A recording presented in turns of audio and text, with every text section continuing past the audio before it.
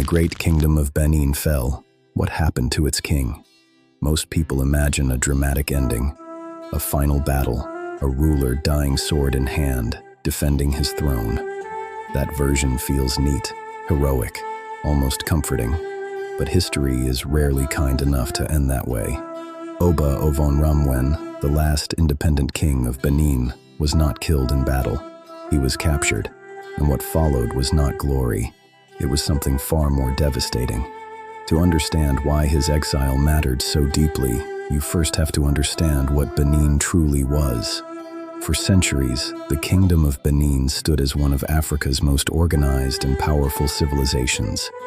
Its political system was stable, its governance was structured, its culture was deeply symbolic. Benin City, the capital, shocked early European visitors. Wide streets, planned neighborhoods, massive earthworks stretching for miles. Some Europeans even compared it to the great cities of Europe. This was not a forgotten society waiting to be discovered. It was a functioning empire. At the center of it all stood the Oba. The Oba was not simply a political leader.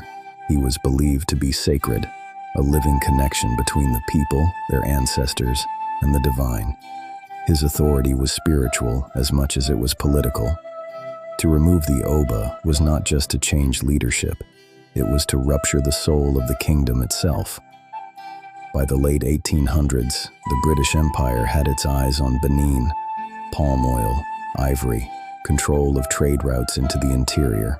But Benin refused unequal treaties. It restricted foreign trade. It insisted on its sovereignty. The council will convene at dawn to deliberate on the matters of the realm. That refusal made it dangerous. To the British Empire, independence was a problem that needed solving. In 1897, a British delegation entered Benin territory during a sacred period, despite clear warnings not to. The delegation was attacked, and several members were killed. That moment became the excuse. Not an investigation, not negotiation, an invasion. Within weeks, British forces launched what they called a punitive expedition. The name itself tells you everything. This was never about justice. British troops advanced with modern weapons. Benin City was overwhelmed. Homes were burned, sacred shrines destroyed, and then came the looting. Thousands of bronze and ivory artworks were taken. These were not decorations, they were historical records. Visual archives of kings, rituals, victories, and lineage. Each one told a story.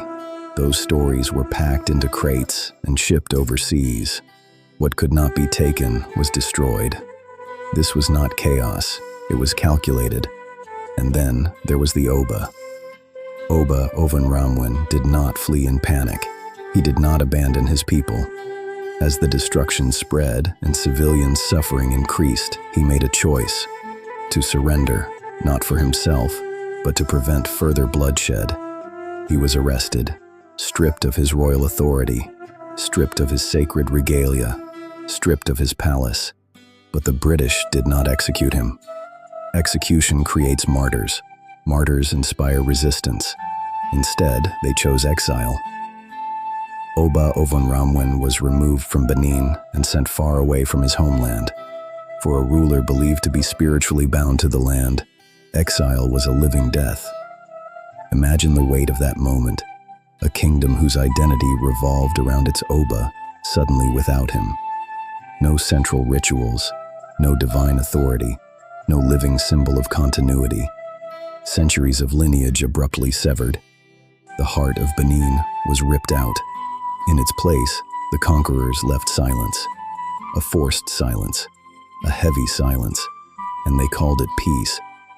But peace imposed through destruction is not peace. It is submission. Without the Oba, Benin was easier to control. Without its symbols, its history could be rewritten. Without its voice, its suffering could be ignored. And for a long time, it was. The Oba lived out his remaining years in exile. He never ruled his kingdom again. He never returned to power. His death passed quietly, but the consequences of his exile echoed loudly. Today, Many of Benin's stolen artworks remain in foreign museums, displayed behind glass. Separated from the culture that gave them meaning, they are admired, studied, priced, but rarely returned. And yet, Benin did not disappear. Memory survived where power was taken. Stories endured where silence was enforced. The exile of Oba Ovonramwen was not just the fall of a king. It was the systematic dismantling of sovereignty, the removal of identity, the erasure of authority. This was not the end of a battle. It was the quiet dismantling of a civilization. And it forces us to confront a hard truth. History, when told honestly, sounds very different from the version we inherited. If you want more untold African history, stories that were buried, softened, or erased, follow this channel, because some silences were never meant to last.